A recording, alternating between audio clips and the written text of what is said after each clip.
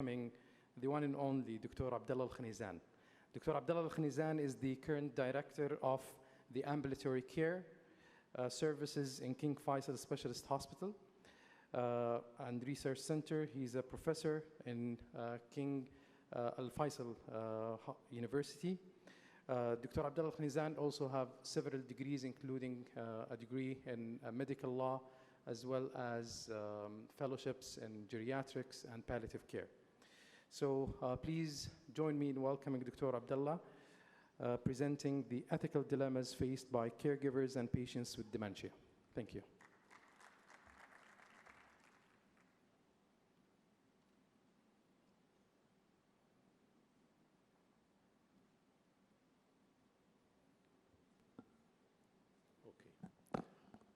Bismillah, assalamu alaikum.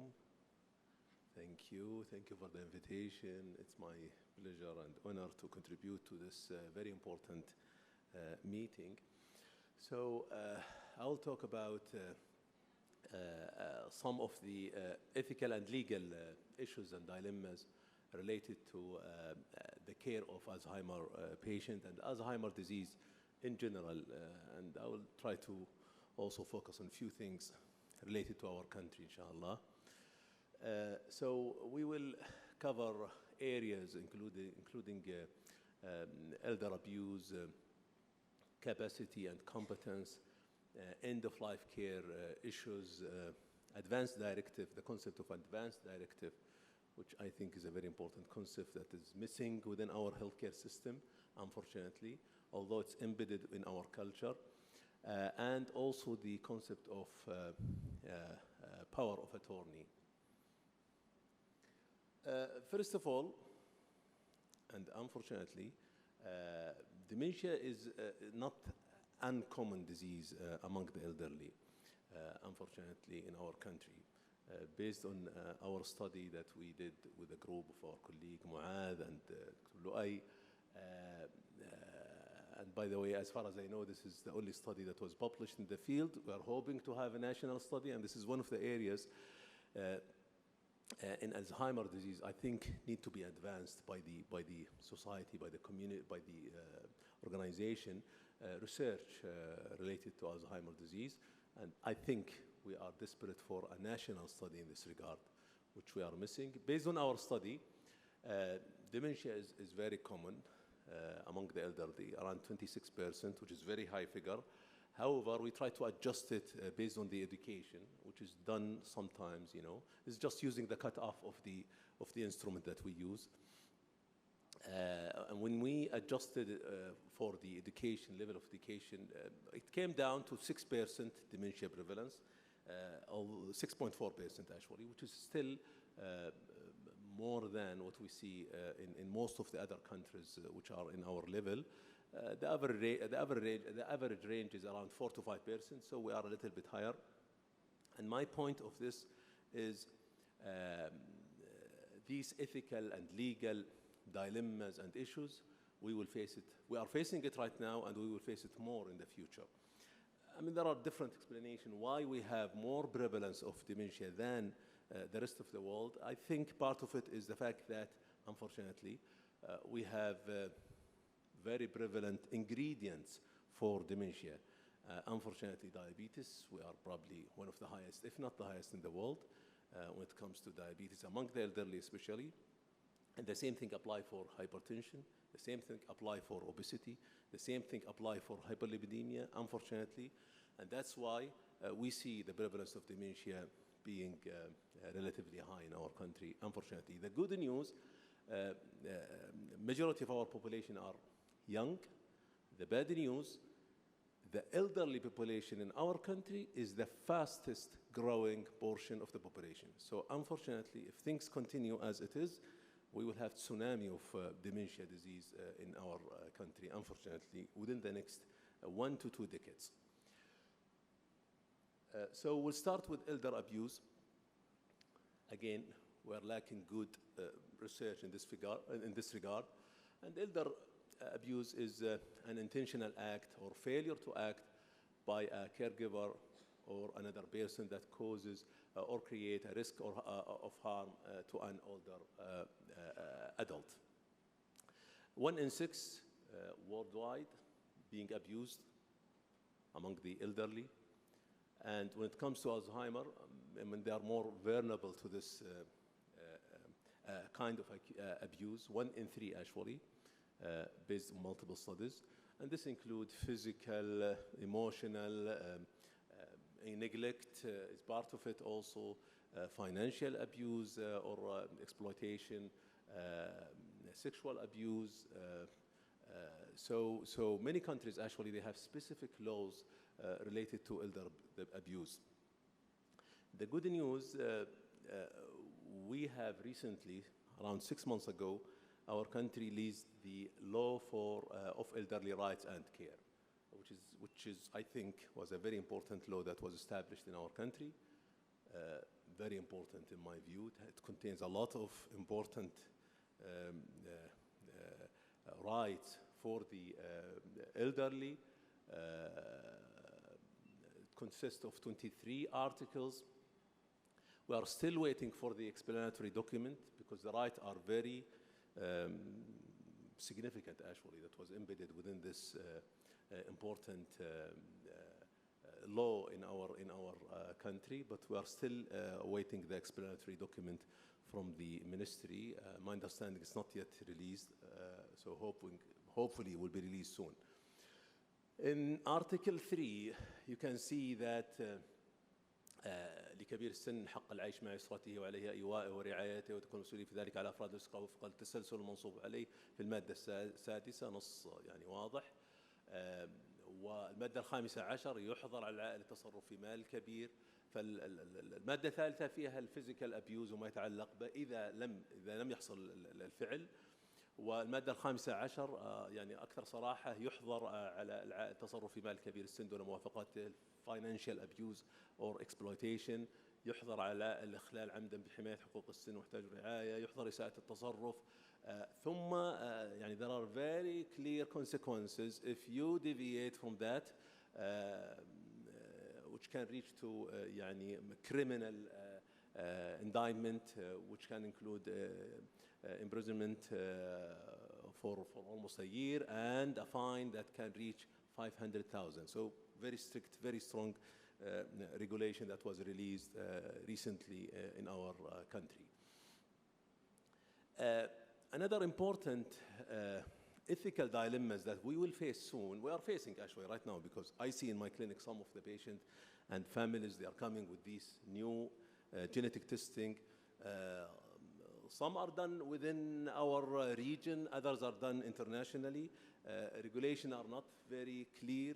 These tests, and by the way, many of these tests are good enough to be used clinically, where you can tell whether this patient who's still young, what is his chance of developing dementia, including Alzheimer's disease dementia, based on the genetic analysis, in addition to other diseases, including different types of cancer, and so on. And I think this area is extremely important. It's a new revolution that is coming to our region, and it's not clear. The regulation for it are not clear in terms of the access, in terms of the coverage, in terms of the provision of the care of these kind of services. What are the potential implications, not only on the individual, also on his family? And this emphasized the need for advanced directive and power of attorney, which I will talk about later on in my presentation. So this is an area that is coming soon. It is actually coming right now, but we will see it more and more, which need further regulation and further more open discussion about it and its implications. Mental capacity assessment for our patient is a critical area. Unfortunately, it can create, if it's not done well, it can create a lot of conflict between the family members, within the legal system, within the society. And I think we are seeing that because we don't have clear regulation in this regard. Capacity assessment is basically to assist and to determine if a patient is capable of making specific decisions. This decision can be financial, can be also a decision related to his own treatment and management. So it can be clinical, it can be legal, and it's extremely important in our clinical day-to-day work, and also, legally within the whole society. And there are, false impression among sometimes even healthcare professionals and within the society that, okay, if you are diagnosed with Alzheimer's, this means you are incapable, you lost your capacity, which is not true. I would argue that majority of Alzheimer's, patients who are, most of them are early, dementia patient, they are capable, they are competent actually. They can make decision, financial and non-financial. So assessment of capacity and education of, the society within the legal system, the courts, and the community, and even among healthcare professionals in this regard is extremely important. In addition to that, that's why, and these things are embedded within our culture. It was described very well in the Quran and the Sunnah and Abwab al-Fiqh, the Islamic jurisprudence, Al-Hajr al-Safih. You'll see textbooks talking about this area. However, we are lacking to link all these concepts into our day-to-day practice as clinicians. As you know, we as clinicians, we deal with multiple things, not only just the health issue. We also take care of the society, community, psychological, and many times legal issues related to our patient. And the concept of best interest for the patient need to be emphasized, and the assessment for capacity need to be standardized within our setting. As I mentioned, this is an area of litigation and disagreement within the society, within the families, within courts. Courts are full of these, and you probably hear a lot of stories about this, and that's why we need to pay more attention to it to resolve these important issues. So when we talk about capacity, we talk about somebody who is capable of understanding the information related to a specific decision, able to retain this information, and able to make a sort of judgment, final judgment, with the pros and cons of his own decision, and finally able to communicate his decision. And that's why the capacity assessment is you cannot just do it because you are a consultant. I mean, based on our current regulation, 2 consultant physicians can make the judgment, which I tend to disagree with it. I think you need to have somebody who has formal training in this area, how to assess because of the implication of such a decision. And there are, very, very well written documents on how to assess internationally, on how to assess the competence of physician, of patient actually, and these tools need to be validated using Arabic language. Unfortunately, it's not available in Arabic. Most of them, couple are available, but most are not available, and that's why this makes it even more difficult to assess the capacity of patient. And again, I think we need more research in this regard and more standardization of this very important area of conflict within families, and we can see it within the legal system in our country. In addition to that, issues related to end-of-life care and end-of-life decision. Unfortunately, we focus sometimes on specific diseases. Okay, we are in Alzheimer's, so I cannot give example of Alzheimer's disease. I will give an example of diabetes or hypertension or hyperlipidemia or whatever type of cancer, because okay, all of these are important diseases and conditions, and I will not argue with that. However, not the whole society will go through that experience. However, when it comes to end-of-life care, all of the society will go through that experience, whether they like it or not. So it's about death and the last days of life of anybody in the society. And that's why this area is extremely important. And that's why this area in our culture as Muslims, it's really, if you read the chapters that is being written about end-of-life care within the Islamic jurisprudence, it's extremely detailed within the Quran and within the Sunnah. However, unfortunately, within our healthcare system, in my view, we are ignoring it. We are not focusing on it. And by the way, if you read across the world, all over the world, North America, Canada, UK, Europe, you will see these documents being released, especially over the last 30 years, I would say 20, 30 years, lots of documents about end-of-life care and the good death concept. These concepts are embedded within our culture, but we are not, applying it practically within our healthcare system. And I think we need to do that. The whole discussion was started with the famous case of Karen Ann Quinlan when she was 21 years old, a lady in the 70s. She, had a night where she partied actually with her colleague, with drinks, Valium, etc., and she actually collapsed. Then at that time, the concept of ventilation was starting, so she had the chance to be ventilated. She was put on a ventilator. Then after a few years, her family, mainly parents, they thought that these ventilators are delaying the natural death of their daughter, and their daughter is suffering. So they wanted to stop the ventilation. And the hospital refused actually to do that. So they went to the court, and they took almost 2, 3, 4 years of legal argument, and finally actually the court ordered to remove the ventilator. She did not die after that. She died actually 6 years later. So then the concept of end-of-life care and advanced directive and power of attorney started to come up within the Western culture. And I will argue that these concepts are very much embedded within our culture 1400 years ago. And that's why we need to shift the focus on it. The concept of advanced directive, which is almost non-existing within our healthcare system, unfortunately, I think we need it, in my view. The concept is basically, okay, somebody who is sick or somebody who's healthy can write what are his or her own choices.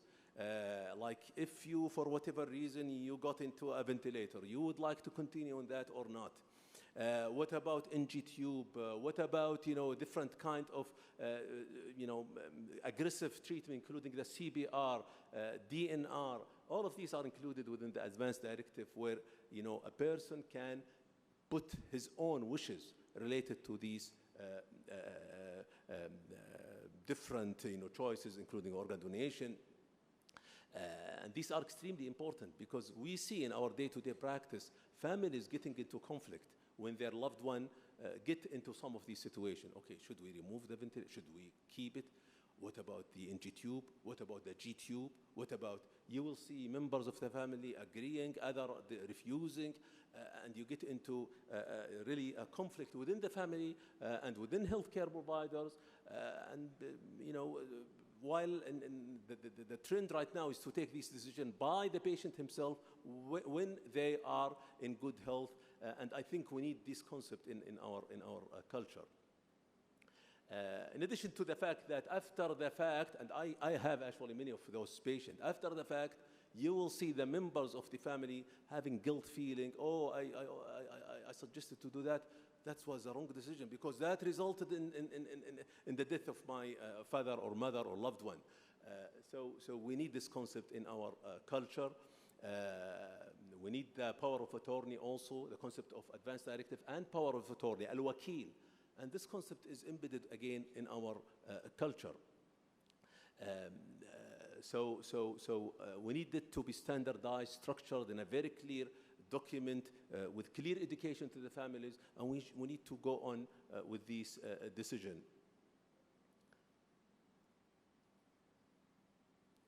We wrote a paper like, I don't know, I think 15 years ago about this concept actually. end-of-life care for Muslim patients.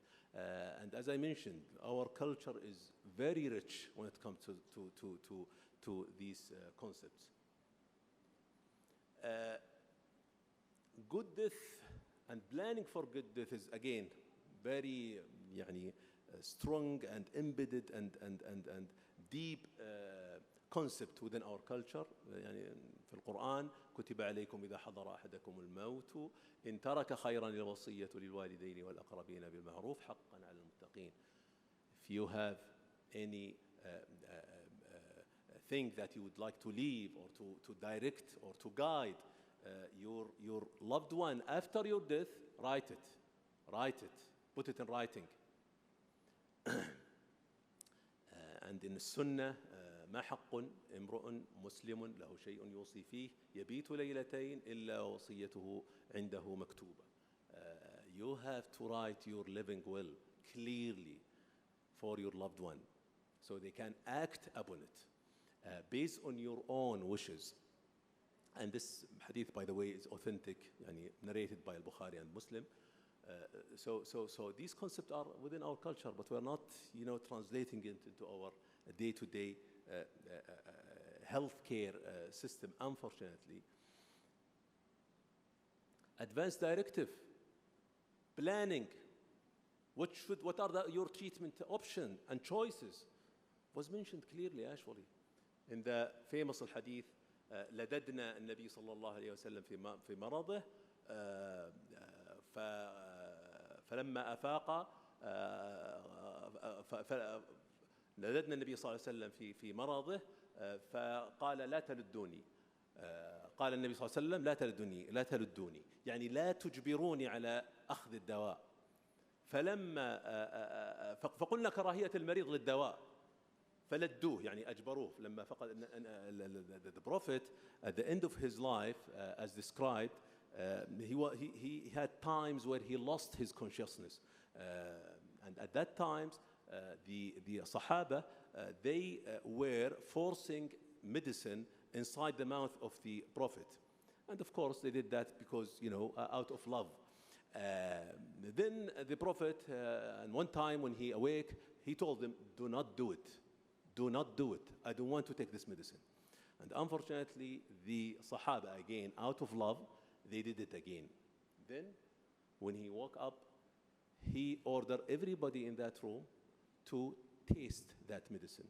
Apparently, it was a bad taste, kind of medicine, except Al-Abbas, because he did not contribute to that. So, this is a form of advanced, directive. So, the Prophet, while he was sick, he told them, I don't want this treatment. Okay, and this is one of the rights of the patient. This you can think of it as the DNR. You can think of it as the ventilation. You can think of it as the whatever NG tube, G tube, etc., etc. So we need to have these concepts within our healthcare system. And this will result in significant improvement in patient experience, satisfaction, reduction in conflict within the families, and less even litigation in courts and other things. So I really believe that we need to bring these into our healthcare system. So in conclusion, I think we need to have more research related to Alzheimer's disease. National, high-quality research. Capacity assessment need to be standardized in our setting. Lots of conflicts, lots of issues are arising within our community and healthcare and legal system because of this. And we need clear regulation and education around the concept of advanced directive and power of attorney. Thank you.